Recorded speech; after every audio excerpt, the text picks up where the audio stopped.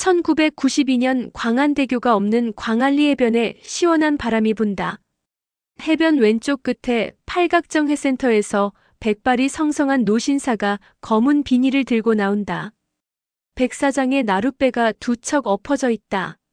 어린이들이 나룻배 주위에서 장난을 치며 놀고 있다. 노신사는 비닐이 무척 무거운 듯 팔을 바꾸어 들고 간다. 백사장에 들어선 노신사를 갈매기들이 반겨준다. 갈매기들은 하늘에서 땅으로 내려오고 노신사의 주위를 빙빙 돈다. 나룻배에 도착한 노신사가 집게로 생선 내장과 대가리를 비닐에서 꺼내어 나룻배 위에 얹어 놓는다. 갈매기들이 나룻배 위에 생선 대가리와 내장을 물고 날아간다. 수백 마리의 갈매기들이 생선 내장을 물고 날아가고 따라가며 내장을 뺏어가는 갈매기 또 뺏기고 다른 놈이 따라가고 장관이다. 순식간에 생선 내장이 동나고 노신사는 비닐과 집게를 들고 팔각정 회센터로 다시 들어간다. 나룻배 위를 배회하는 갈매기들은 어린이들이 주는 새우깡을 물고 날아간다. 일부는 왼편 수변공원을 넘어 해운대 동백섬으로 날아가고 일부는 오른편 오륙도를 향해 날아간다. 하얀 갈매기 한 마리가 광안리 해수욕장을 선회한다. 황혼의 해수욕장은 저녁 장사를 위해 평상과 야외용 테이블과 파라솔이 설치되고 일부는 전등에 불을 밝혔다. 해변 오른편에 날아온 하얀 갈매기는 젊은이가 머리 위로 쳐든 손에 새우깡을 보고 망설이다 그냥 날아간다. 파도 소리가 가까이 들린다. 30대 초반의 남자 3명이 파도 가까이 백사장에 신문지를 깔고 앉아 술을 마신다. 신문지 위에 병맥주, 종이컵, 새우깡, 김 등이 놓여 있다. 3명의 젊은이 옆으로 연인들이 손수건을 깔고 앉아 바다를 보고 있다. 3명의 젊은이 바로 옆은 앳된 아르바이트생들이 평상과 파라솔을 펼치고 바쁘게 저녁 장사를 준비하고 있다. 평상 앞에 서서 노골적으로 쳐다보는 새까맣게 탄 파라솔 사장의 시선에도 아랑곳 없이 맥주를 마시며 대화하는 세 젊은이들의 체격이 당당하다. 새우깡을 손에 들고 서서 이야기하는 젊은이가 용호중학교 체육교사 김 선생이다.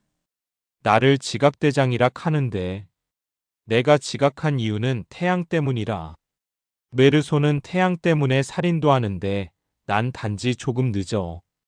광안리의 태양과 바다 그리고 벚꽃 때문에. 요즘은 벚꽃도 지고 핑곗거리가 하나 줄었지. 늦은 출근길 수영 로터리에서 차가 밀리면 광안리 바닷가 해안도로로 빠져. 보통은 KBS 방송국 앞길이 더 빠르지만 도로가 막히면 경치도 좋은 해안도로가 빠르고 시원하지. 동방오거리에서 주택가 골목으로 내려가면 횟집 사이로 해안도로가 나오거든. 아침 저녁으로 환경운동하는 오 교수가 생선내장을 갈매기들에게 나누어 주는데 몰려든 갈매기가 장관이라. 사범대 지리교육 5인환이 알지? 갈매기를 한참 구경하고 해안 따라 천천히 달리면 환상적이라.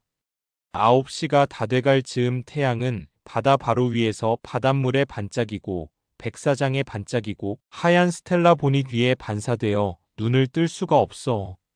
고흐의 자결하는 황금빛도 광안리 해변에선 레스토랑 고흐의 낡은 간판에 머물러. 새벽에 운동 나온 이도 오후에 산책객도 없는 한가한 백사장을 바닷바람을 맞으며 출근하는 행운도 올해가 마지막이다. 저 콘크리트 화장실 보이제? 여자들이나 영감들이나 이용하지 난 한 번도 안 들어갔어. 밤에 한잔하고 산책하다 서서싸 자세로 태평양으로 바로 쏴버리지. 저 쓸모없는 화장실 앞에 늙은 어부가 직접 잡은 고기를 아침마다 팔아. 빨간 다라이의 고기는 새벽부터 팔려나가 내가 갈 때는 까물까물 숨이 넘어가는 잡어 한두 마리뿐이라. 너희들은 안동 촌놈 단양 촌놈이라 모르지. 동해의 건조하고 고운 모래는 송정 지나 해운대 지나 여기 광안리가 마지막이라. 그 이후로는 컨테이너 하역장된 자갈마당도 태종대도 다대포도 비단결 같은 백사장을 볼 수 없어. 어째든 모래가 신발에 들어가지 않게 사뿐사뿐 고운 모래를 밟고 물고기 두어 마리를 사서 삼익 아파트 벚꽃 터널로 들어가. 2, 30년 된 벚나무가 한방눈처럼 흩뿌리는 벚꽃 터널을 창문을 열고 달리면 차 안으로 꽃잎이 날아들고 갑자기 학교 가기가 싫어지면서 어디론가 떠나고 싶어져. 시간 없어도 벚꽃 차례서 자판기 커피 한잔하고 가야지. 인간적으로 지각 안 할 수 있겠나? 사람 좋은 매점 아줌마가 회쳐준 자보로 해장술 한잔하면서 지난해 왔던 교생하고 적금 해약해 멀리 떠나려다 부상교육을 살리기 위해 참았다고 횡설수설하면서 그렇게 봄날이 갔어. 앉아서 이야기를 들으며 맥주를 마시는 이 선생과 박 선생. 세 명은 대학 친구들로 근처에서 체육교사로 근무하는 혈기왕성한 30대 초반이다. 광안리 방파제에서 학꽁치 낚시를 했으나 한 마리도 못 잡고 백사장에서 신문지 깔고 슈퍼에서 사온 맥주를 마신다. 박 선생이 학꽁치 씨가 말랐는지 한 마리도 없다며 김 선생을 본다.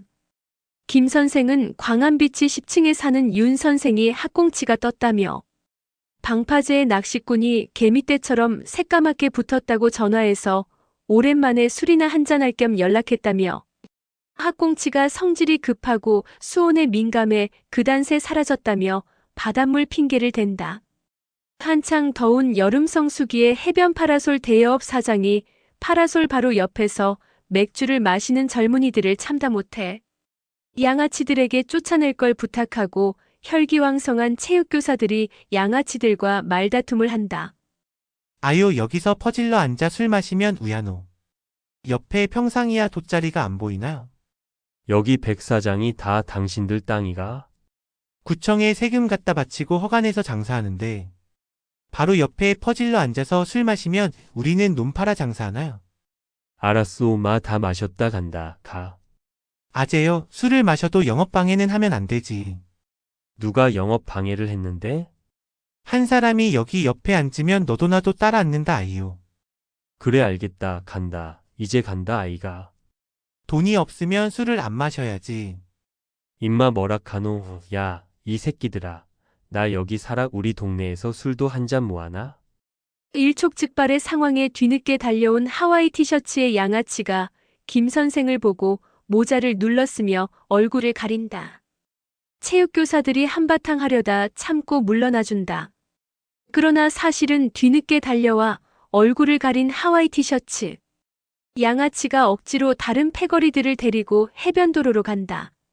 모래사장에서 물러나 여름밤 광안리 해변의 바다바람을 맞으며 차 없는 해변도로를 걸어가는 체육교사들이 골목으로 들어간다. 성질이 급해 못해 오르면 바로 죽어버려 바다 가까이에서만 먹을 수 있는 학꽁치회를 먹으러 간다. 김 선생이 학꽁치 파는 술집을 알고 있다며 앞장서 걸어간다. 김 선생 일행이 유리창에 학꽁치회가 붙어있는 실내 포장마차로 들어간다. 술집 안은 벌써 새 테이블에 손님이 앉아 학꽁치회를 먹고 있다. 김 선생이 학꽁치 한 접시 알탕 하나, 소주 한 병을 주문한다. 주인 아저씨는 낮에 낚시로 직접 잡은 거라며 싱싱하다고 묻지도 않은 소리를 한다. 박 선생은 학꽁치 살아있는 것의 아름다움을 이야기한다. 물비늘 사이로 은빛을 반짝이며 수면 가까이 떠가는 학꽁치가 그렇게 아름다울 수가 없다고. 자기 학교의 사이클 부가 무리지어 운동장을 돌 때 자전거의 바퀴가 햇빛에 반사되어 학꽁치가 바닷물에 보일 듯 말 듯 무리지어 떠가는 것 같은 착각이 든다고. 자전거에서 내려 운동장에 쓰러지는 녀석들과 무태 올라 몇 번 퍼덕이다 죽는 학꽁치가 비슷하단다. 벽에 붙은 선풍기의 바람으로 더위를 식히는 교사들. 하와이 티셔츠의 양아치가 창밖에서 김 선생이 앉아있는 술집의 간판을 확인하고 사라진다. 아줌마가 안주 접시와 소주를 가져온다. 교사 일행들 학꽁치회로 한 잔들 마시며 시국을 이야기한다. 한참 후 술집 문이 열리고 덩치는 크지만 아직 앳된 청년 3명이 들어온다. 깍두기 머리에 양복 차림의 전형적인 건달 모습의 정대철과 백사장에서 본 하와이 티셔츠의 길서리. 그리고 얼굴이 험상궂고 덩치가 큰 청년이 김 선생 옆으로 다가간다. 청년들이 김 선생에게 인사를 한다. 덩치와 길서리가 고개를 숙이는 찰나 정대철이 땅바닥에 손을 대고 큰절을 한다. 재빨리 정대철을 따라 큰절을 하는 덩치와 길서리. 불안하게 쳐다보는 옆 테이블 사람들. 어리둥절한 김선생 일행. 일어난 정대철이 중학교 2학년 때 자퇴한 정대철이라고 자신을 소개한다. 길서리는 2학년 때 담임이었다고 고개를 한 번 더 숙인다. 덩치는 용호중 졸업생이라고 김 선생의 체육 수업을 들었다며 이름을 이야기한다. 김 선생이 일어나 청년들과 악수를 한다. 김 선생이 청년들에게 합석을 권하고 주인에게 의자를 더 가져오라고 외치자 주방에서 나온 사나이가 정대철을 보고 아는 체를 하며 서둘러 의자를 가져온다. 그러나 의자에 앉지 않고 정대철 일행은 서서 이야기한다. 웃으며 화기애애하게 이야기하는데 술집의 손님들은 하나씩 둘씩 나간다. 손님들이 청년들을 멀리 피해 조용히 술집을 나간다. 한참을 서서 이야기한 청년들이 술집을 나간다. 한 잔들 된 교사들 술집을 나간다. 길서리가 멀리서 다가온다. 룸살롱으로 모시겠다는 길서리. 한 잔 됐다고 사양하는 김 선생. 서리는 대철이가 잘 대접하라 했다고 김 선생의 팔을 잡는다. 술 대접 받을 자격이 없다며 중학교 졸업도 못 시키고 자퇴시켰는데 그래서 주먹제의가 됐는데 자책하며 사양하는 김 선생. 대철이가 광안리에서 좀 잘 나간다고 그러니 술값은 걱정하지 말라며 어느새 덩치 큰 녀석이 합세했다. 김 선생 일행 어쩔 수 없이 한 잔 더 마시기로 한다. 찝찝하지만 한 잔만 더 마시자. 그래 가자. 언양불고기 간판 옆 골목으로 들어간다. 주변에 네온사인이 화려하고 룸살롱의 간판들이 많다. 일행 고급 술집으로 들어간다. 테이블에 양주와 안주 등이 잘 차려져 있다. 박 선생, 이 선생은 음료수를 마시고 마주 앉은 김 선생과 서리가 이야기한다. 서리가 대철이 광안리 조직의 식구가 된 이야기와 친구들의 이야기를 한다. 용호동 애들이 광안리에 좀 나오는데 대철이 제일 세단다. 그것도 그럴 것이 중학교 2학년에 자퇴하고 바로 광안리로 와서 다른 애들보다 빠르단다. 말이 없는 김 선생. 서리의 중학교 2학년 때 담임이었던 김 선생이 서리에 대해 물어본다. 서리는 동명공고 화학과 야간에 갔으며 3학년 1학기까지 다니다 결석한 지 2달 됐단다. 야간 공고 졸업해도 누가 알아주지도 않고 취직해봐야 몇 푼 받지도 못한다며 지금이 좋단다. 그래도 고등학교는 졸업해야 한다는 김 선생. 누가 안 알아줘도 기술을 배워 자격증 하나? 따서 성실하게 살아야 한다는 김 선생의 충고를 듣는지 마는지 고개는 끄덕이는 서리. 왜 화학과를 갔노? 영도 조선소에 다니는 깡깡이 아줌마가 옆집에 사는데 화학과 졸업해 배에 페인트 칠하면 월급이 많다고 해서. 학교는 완전히 잘렸나? 완전히 잘리지는 않았어요. 선박도색이 월급이 세다며 일리 있는 이야기라고 빨리 학교 가라고 김 선생이 충고한다. 서리는 연신 고개만 끄덕인다. 학교 안 가면 지금은 뭐하노? 백사장 입구에서 액세서리 팝니다. 그것도 대철이가 한 자리 잡아줘서 걱정 없이 한다고 노점도 아무나 못한다며 어깨에 힘이 들어가는 서리. 돈은 안 돼도 팔다가 심심하면 꼬마들한테 맡기고 삐기도 하고. 놀다가 대철처럼 여기 광안리 식구가 되면 괜찮다는 서리. 김 선생은 할 말이 없다. 김 선생은 옛날 생각이 나는지 서리 아버지의 안부를 묻는다. 알코올 중독은 어떤지 형은 뭘 하는지 물어본다. 서리가 잘못되면 다 아버지 탓이라며 서리가 시장통에서 튀김이나 구운 김 같은 걸 가져오면 혼내지 않고 같이 먹는 아버지가 더 문제라는 김 선생. 말없이 듣고 있는 서리가 김 선생에게 양주를 따라준다. 이 선생도 박 선생도 양주를 한 잔씩 마신다. 서리는 가족 이야기가 싫은지 넙죽 인사를 하고 룸을 나간다. 한 잔 된 교사들만 남아 술을 마시며 88년 학공치 같은 중학교 2학년생들의 이야기를 한다. 용호중 2학년 2반 교실. 교탁에 20대 후반의 여교사가 서 있다. 이번 학급회 시간에 반장 선거를 실시한다고 알리는 강 선생. 1학년 때 반장을 역임한 학생은 손을 들라는 강 선생의 말에 아무도 손을 들지 않는다. 보통은 한 반에 한 명의 반장이 배치되도록 반 편성을 하는데 이 반에는 1학년 때 반장을 한 학생이 없으니 다른 반에 2명의 반장이 갖겠다. 반장 선거에 출마할 수 있는 성적의 학생들 이름을 칠판에 적는 강 선생. 반장 선거에 사퇴할 학생은 칠판에 자기 이름을 지우고 출마할 학생은 간단하게 한마디 한다. 득표 순대로 반장 부반장이 결정된다. 강 선생이 교실 뒤로 간다. 대철이 교실 앞에서 반장 선거 유세를 한다. 몇몇의 애들이 박수를 친다. 칠판에는 1번 정대철, 2번 장현수, 3번, 4번, 5번 반장 후보들의 번호와 이름이 쓰여 있다. 강 선생이 교실 뒤에서 왔다 갔다 하며 애들의 이야기를 듣는다. 한 명씩 교탁에 나가서 발표하는 아이들, 자신의 이름을 지우고 들어 오는 학생도 있다. 연습장을 찢어서 투표용지를 만드는 강 선생.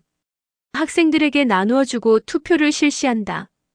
2명의 학생이 개표하고 1명이 칠판에 기록한다. 정대철이 반장에 당선되었다. 교탁에서 인사하고 1년간 반장의 역할을 열심히 하겠다는 정대철. 학생들이 박수를 친다.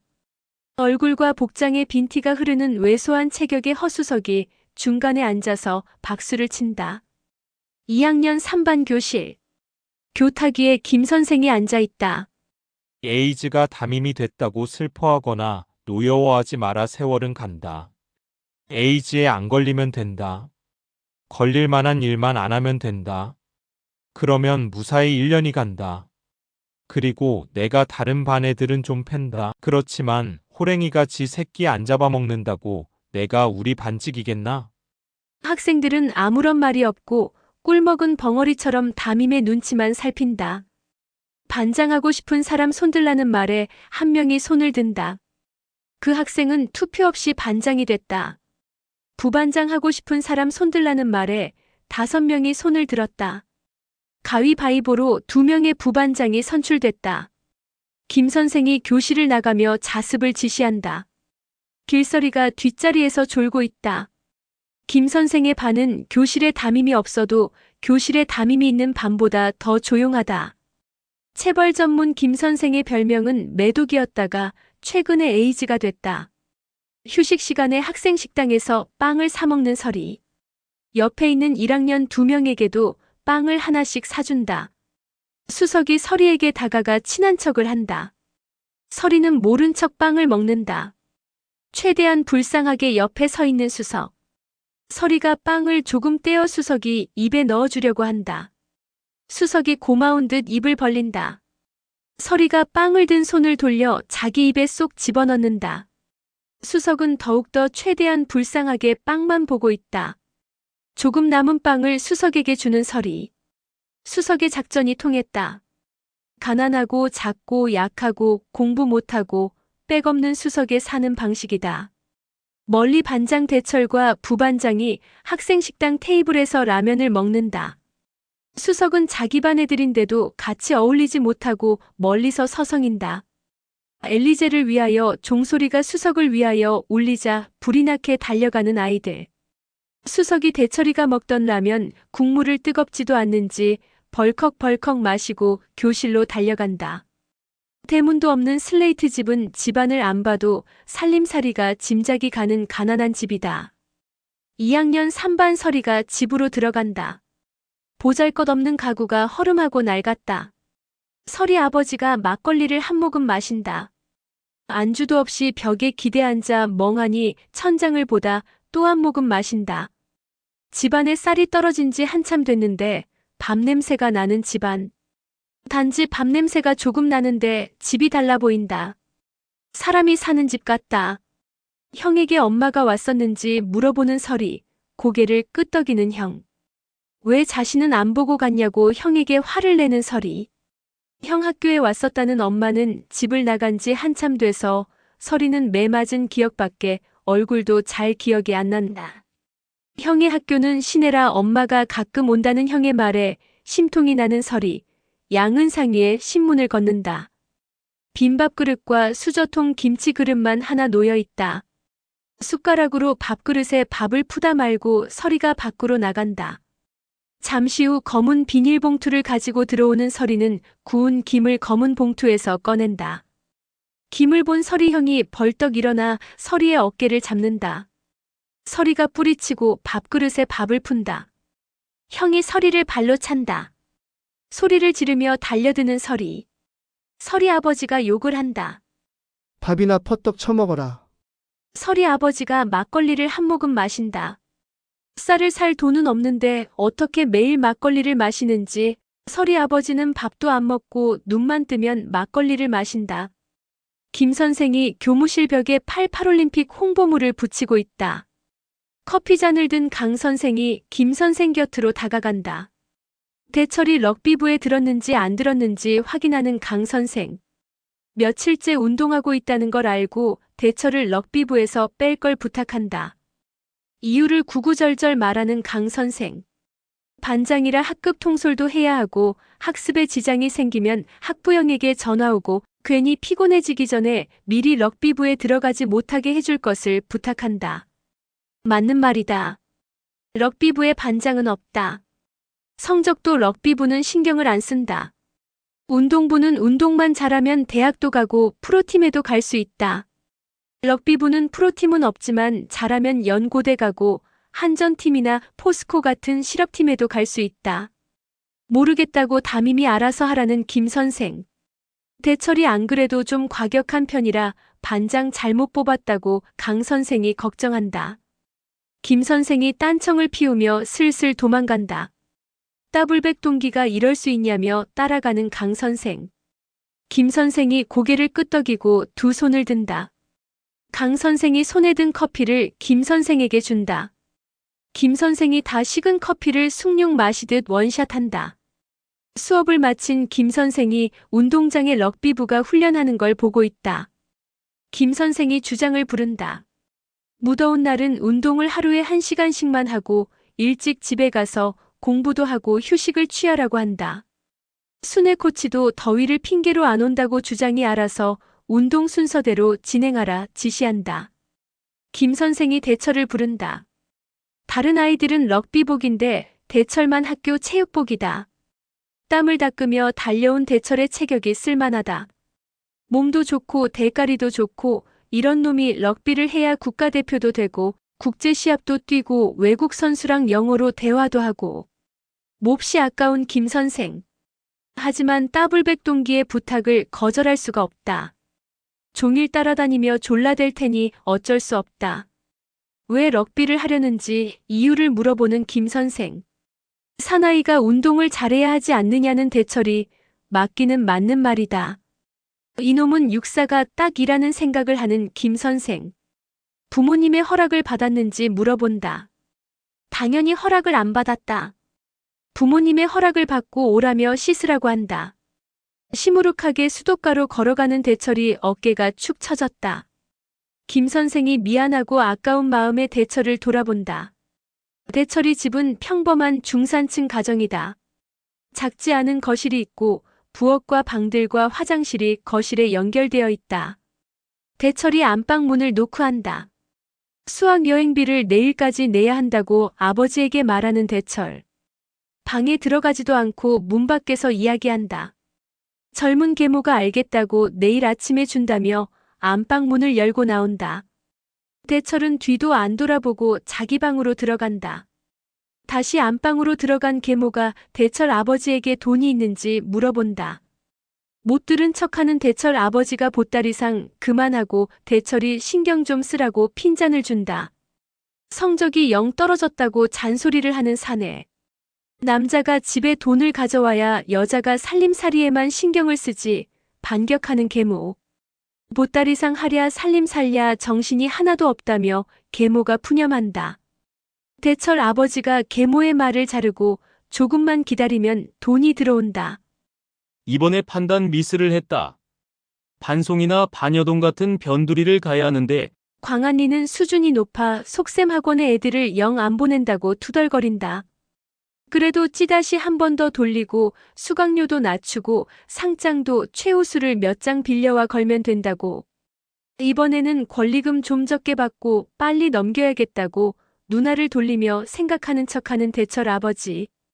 계모의 눈치를 살핀다. 어떻게 좀 빨리 해보라며 시모노세키 한번 갔다 오면 2박 3일이라 대철이랑 두 딸들 신경을 못 쓴다며 계모가 계속 투덜거린다. 미장원 가서 돈 좀 빌려야겠다고 젊은 계모가 밖으로 나간다. 경포대 바닷가의 기념품 가게 앞에 사복 차림의 대철과 친구들이 놀고 있다. 늘 부산에서 보던 바다인데 바다를 보고 소리를 지르고 개구쟁이들 왁자지껄하다. 바다가 좋은 게 아니라 수학여행이 좋은 게 아니라 공부를 안 하니 즐거운 학생들. 2학년 2반 친구가 기념품을 들고 가게를 나온다. 대철이 기념품을 힐끔 보고 샀느냐고 물어본다. 고개를 끄덕이는 친구. 대철이 어깨에 잔뜩 힘이 들어가서 아, 새끼 사나이가. 대철이 가게로 들어가고 친구들도 뒤따라 들어간다. 잠시 후 가게 문이 열리고 대철이 도망쳐 나온다. 도둑이야, 도둑 잡아라.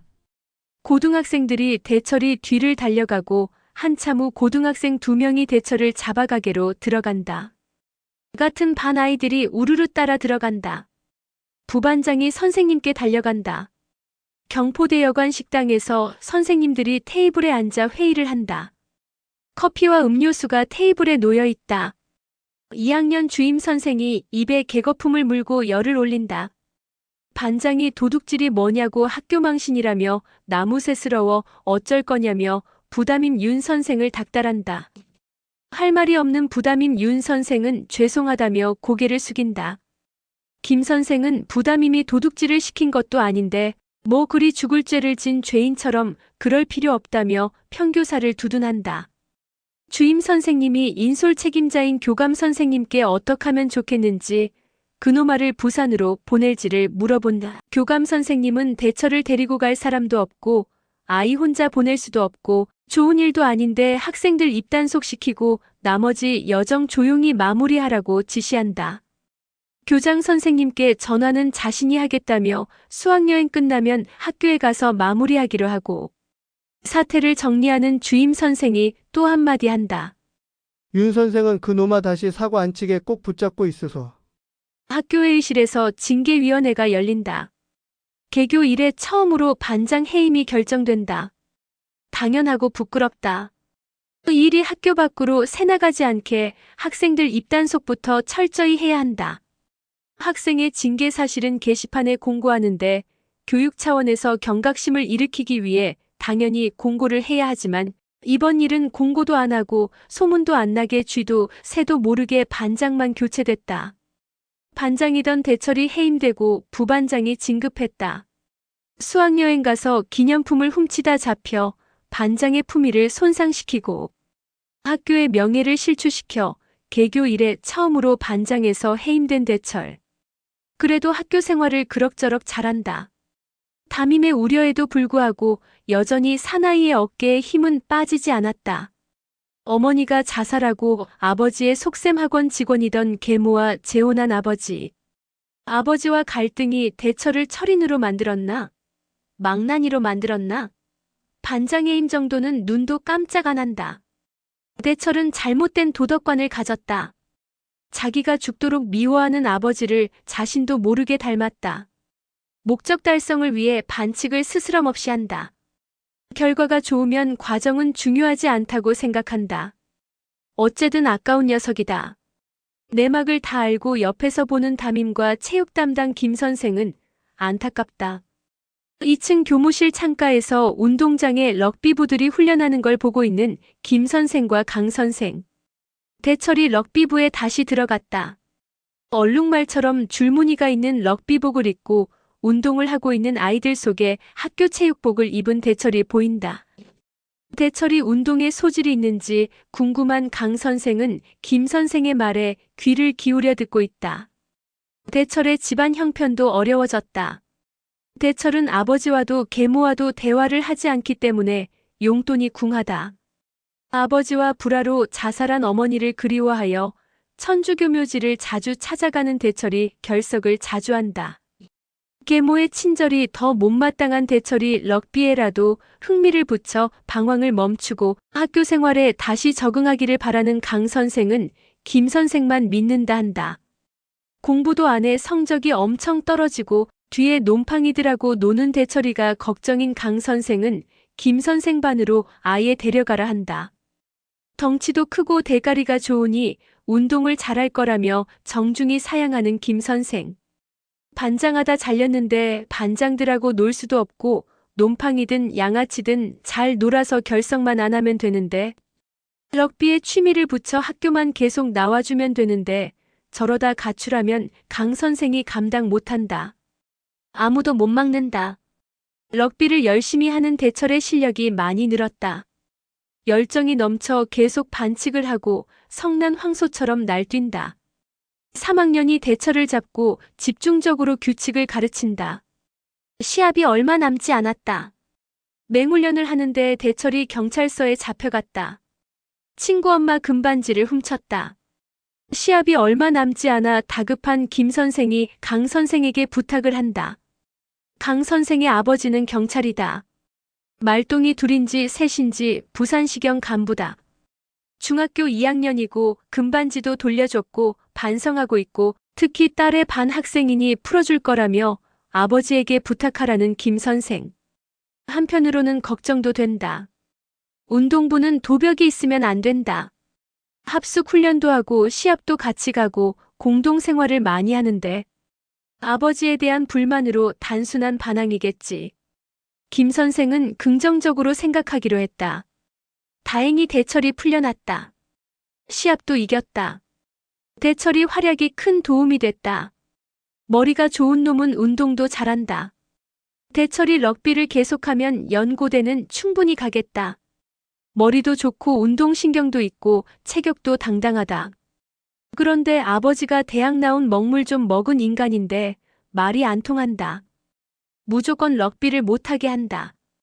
애가 과격해진 것이 럭비 때문이라고 생각한다.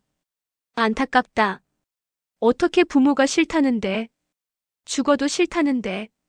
도리 없지. 그 다음부터 심심하면 가출하고 사고치고 애가 한번 빗나가면 끝이다. 끝. 아, 아까운 놈이다. 몹시 아까운 놈이다. 대철과 이야기하는 강 선생. 새엄마는 잘해주는지 여동생들의 사이는 좋은지를 물어본다. 대답을 잘 안 하는 대철, 꼭 필요한 대답만 형식적으로 한다. 새엄마가 잘해주는데 집에는 들어가기 싫고 친여동생이 걱정이다. 불쌍한 여동생만 아니면 벌써 집을 나갔을 거라는 대철. 아버지가 밉지만 구속되어 아직 집에 오지 않아 한편으로 걱정을 하고 있다. 공부가 되지 않는다. 빨리 돈을 벌어 독립하는 게 목표라는 대철. 결석이 너무 많아 출석 미달로 재적이 얼마 남지 않은 상황이라며 경고하는 강 선생. 출석부를 대철에게 보여준다. 대철의 결석이 2학기 들어 너무 많다. 우리 반 출석부 한번 봐라. 이게 출석부가 걸레가. 잘 나가다가 너하고 수석이 번호에서 이기 뭐고. 출석 미달되면 봐주고 싶어도 못 봐준다고. 학교 오고 싶어도 못 온다며 다 아는 이야기를 하며 강 선생이 상담을 마무리한다. 김 선생이 서리와 수석을 데리고 상담실로 들어간다. 대철과 가장 친하다는 이유로 불려온 두 사람을 겁주며 위협하기도 하고 살살 달래며 유도신문도 하는 김 선생. 반장 출신의 대철과 걸베이 수석이 알코올 중독자 아들 서리가 친해진 게 도저히 이해가 안 되는 김 선생. 둘을 따로 분리해서 신문해야겠다. 수석이 계속 서리의 눈치를 보며 대답을 못하고 얼버무린다. 의자에서 일어나는 김 선생 알루미늄 야구방망이를 들고 바닥에 탕탕 친다. 서리 수석을 엎드려 뻗쳐 시킨다. 서리에게 방송실에 가서 엎드려 뻗쳐 있어라 지시하고 수석에게 질문을 한다. 수석은 대철이 2학기 들어 같이 다녔다는 말만 반복하고 특별히 중요한 말은 안 한다. 깡다고 있는 놈이다. 지금 어디 있는지도 모르고 결석하고 뭘 하는지도 학교를 계속 다닐지도 모른다. 당연하다. 자신의 일도 잘 모르는 수석에게 너무 무리한 질문을 했다. 방송실로 가는 김 선생. 김 선생이 찌그러진 알루미늄 야구 방망이를 질질 끌고 엎드려 뻗쳐 있는 서리 앞으로 걸어간다. 방송실에는 큰 테이블이 중앙에 있고 마이크와 전기선 등 방송 장비가 흩어져 있다. 김 선생은 수석을 엄청 두들겨 팬 듯 과장된 소리를 한다. 아따 수석이 그놈아 맷집 좋네. 길서리 피똥 싸기 싫으면 바로 풀어라. 대철이 어디 갔노? 찌그러진 알루미늄 야구 방망이로 도끼다시 바닥을 2번 탕탕 치는 김 선생. 서리가 긴장한다. 수석이 보다 덩치도 큰 녀석이 겁이 많다. 서리가 겁먹은 걸 눈치챈 김 선생. 이제 이야기가 술술 풀릴 듯하다. 2학기 들어 대철이가 돈을 빌려가고 따라다니며 돈을 같이 벌기도 한다. 돈벌이는 주로 자기보다 약한 애들에게 돈을 빼앗는 녹강을 때린다. 녹강은 용호초등학교 근처나 부자들이 많은 남천동 같은 옆 동네로 출장을 가기도 하는데 그럴 때는 조심해야 한다. 그 동네에도 어린 양아치가 있어 싸움이 일어날 수 있는데 덩치 큰 자신이나 대철이 쓸모가 있다. 그러나 잘 사는 동네 어린 녀석들은 대부분 약해서 용호동 아이들의 복장만 봐도 겁을 먹는다. 그런 일을 할 땐 허름하고 추접은 복장이 도움이 된다. 서리와 대철 수석이 용호초등학교 옆 주택가에서 초등학생 2명을 끌고 골목으로 들어간다. 서리가 앞장서 골목으로 꼬마들을 데려가고 대철과 수석이 뒤에 따라간다. 서리가 한 대 때릴 듯 겁을 주며 꼬마들의 주머니를 뒤진다. 돈 좀 빌리도. 언제 갚을진 몰라도 일단 좀 빌리도. 존말할 때 내놓으라며 겁을 주는 수석을 대철이 말없이 지켜보고 있다. 대철은 나름대로 망을 보는지 겁이 나는지 주위를 살핀다. 꼬마들 주머니에선 100원짜리 동전이 하나 나왔다. 실망스럽지만 가난한 동네에선 어쩔 수 없다. 걸베이 새끼들. 100원이 뭐고. 가라. 너거들 오늘 운 좋은 줄 알아라. 서리가 꼬마들의 뒤통수를 한 대씩 때린다. 서리가 손바닥을 펴 100원을 보여준다. 수석이 100원을 잽싸게 낚아채 자기 주머니에 넣는다. 서리와 수석이 투덜거리며 골목을 나온다. 봐라 임마 용호동 걸베이들 돈 없다 했지. 남천동 나가자 그놈아들 1000원짜리도 가 댕긴다. 대철이 니도 갈기가. 서리 수석 대철이 도로를 따라 걸어간다. 황혼이 물드는 거리를 대철이 뒤를 자꾸 돌아보며 서리 수석 뒤를 따라 걸어간다. 해가 빠지고 대철이 방에 들어온다. 대철은 여동생과 방을 같이 사용한다. 책상이 하나 있다. 옷장이 2개 놓여 있다. 평범한 학생방이다. 전등불을 켜고 초등학교 3학년 여동생은 엎드려서 숙제를 하고 있다. 옆방에서 비닐봉지 소리와 과자봉지 뜯는 소리가 들린다. 대철이 옆방을 향해 작게 욕을 한다. 문디 가시나? 오빠야 과자 먹고 싶다. 밥 안 먹었나? 응, 배고프다. 숙제하던 여동생이 일어나 앉는다. 저녁 시간이 한참 지났는데 계모는 없고 여동생은 배고프다 하고 대철은 화가 나지만 어쩔 수 없다. 이제 첫발을 내딛었다. 아버지는 아직도 집에 안 돌아오고 미운 아버지지만 아이들에겐 어른이 있어야 한다. 미성년자에겐 보호자가 필요하다. 계부든 계모든 필요하다. 엄마 보고 싶다며 훌쩍훌쩍 우는 여동생을 대철이 데리고 나간다.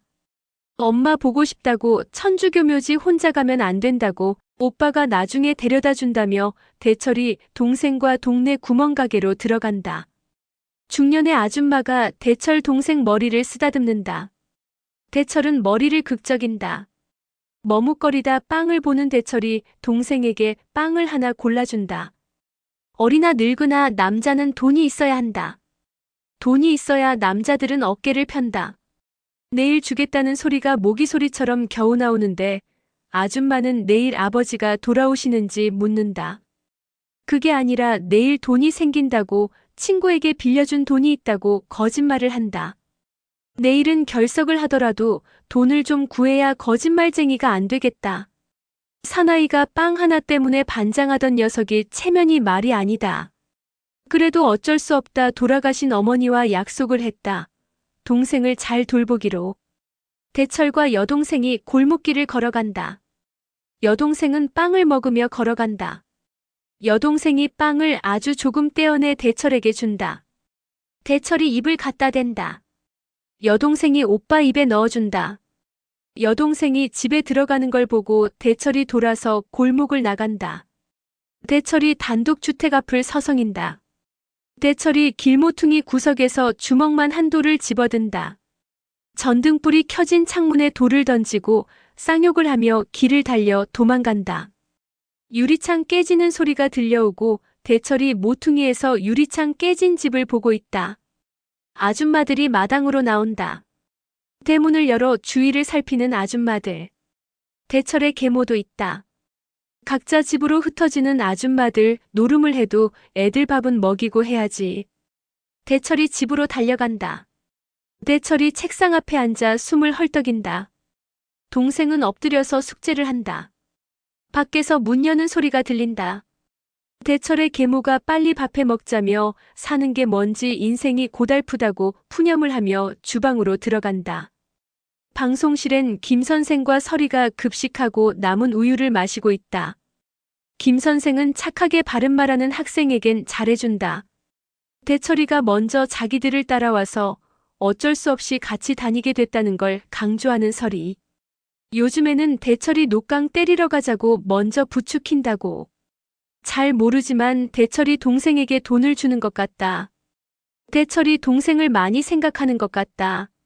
우유를 마시고 난 후 김 선생이 안 물어도 서리가 대철에 관해 아는 것을 알아서 술술 이야기한다.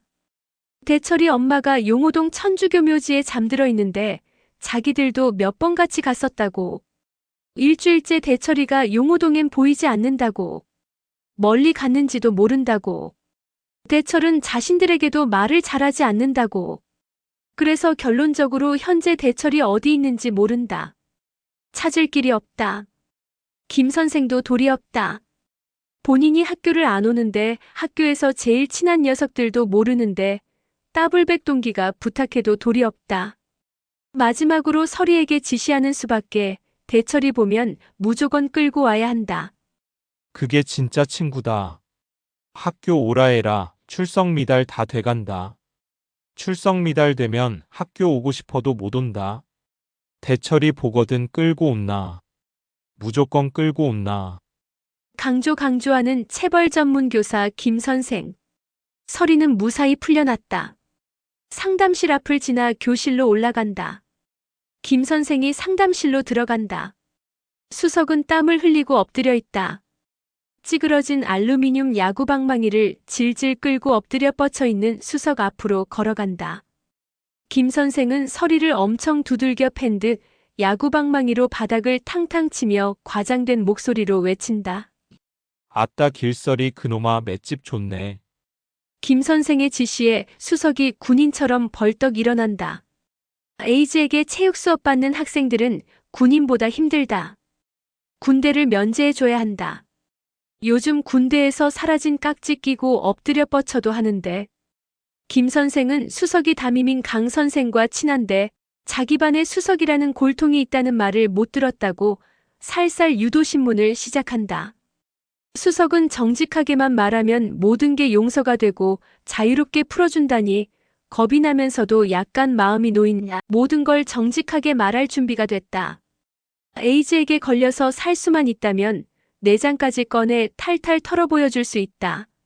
묻는 말에 정직하게 대답하라며 다시 한번 강조하고 형사처럼 신문을 시작하는 김 선생.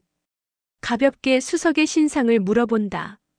모두가 어려운 시절이지만 수석은 특히 불쌍한 놈이다. 아버지를 전혀 모른다. 한 번도 본 적이 없다. 어머니는 식모살이를 한다. 수석이 혼자 산다. 밥도 혼자 먹고 잠도 혼자 잔다. 집은 새빵살이다. 다른 식구는 없다. 친척도 모른다. 이모가 있는데 어디 사는지 모른다. 엄마는 한 달에 한 번 셋집에 온다. 와서 쌀을 사주고 연탄을 사주고 김치를 담아준다. 내내 일만 하고 아들 옆에서 한밤 자고 간다. 김 선생은 수석이 엄마가 다른 가정을 꾸렸는지 의심이 든다. 부잣집에 식모살이하면 김치도 가져오고 먹다 남은 케이크도 가져오고 일요일은 쉴 텐데. 한 달에 딱 한 번만 온다면 마지못해 오는지도 모른다. 차라리 고아원에 보내지. 어쨌든 상당히 불쌍한 놈임에는 틀림없다. 쌀도 연탄도 일주일이면 없어진다. 자물쇠도 없는 셋집에 좀도둑들이 다 가져간다. 벼룩의 간을 빼먹는 인간도 있다. 조용한 아침의 나라 코리아가 일어났는데 아주 힘든 시기는 지났는데 한강의 기적이 부산하고도 용호동까지는 못 오는 모양이다. 어머니가 다녀간 일주일 후에는 성당에서 식사를 한다. 아침도 주는데 게을러서 잘 안 간다. 학교에 지각하면 기합을 받기 때문에 그냥 아침은 굶고 등교한다. 물론 배가 많이 고프다. 그래 인간이면 배고프겠지 한창 먹을 나이인데. 공부는 못한다. 교과서를 누가 가져가서 없다. 다행히 옆반의 길서리가 교과서도 빌려주고 빵도 사주고 잘해준다. 그래도 절대 체육복은 안 빌려준다. 가만 길서리가 빵을 사준다고 이런 천사가 있나? 역시 새끼들은 담임을 닮는다고. 역시 이 에이지의 제자구나. 자기 집도 가난한데 더 가난한 친구에게 자기 빵을 나누어 주다니. 학생들을 성적으로 평가하면 안 된다. 녹강 때려서 똑같이 나눈다고. 대단하다.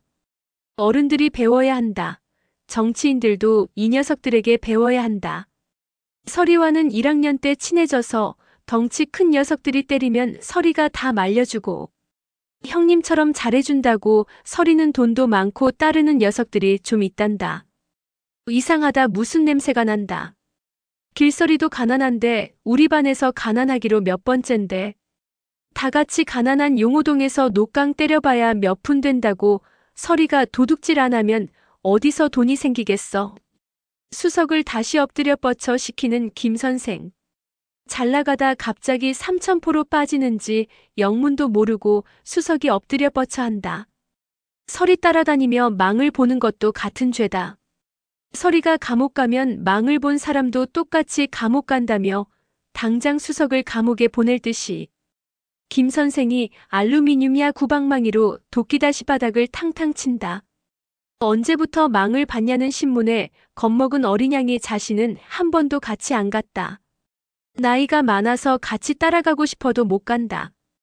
초등학교 5학년들을 주로 데려간다고. 이게 무슨 소리인가. 도둑질하는데 나이가 많아서 못 간다니. 초등학생을 데려간다고. 어쨌든 절도 장소만 알면 된다.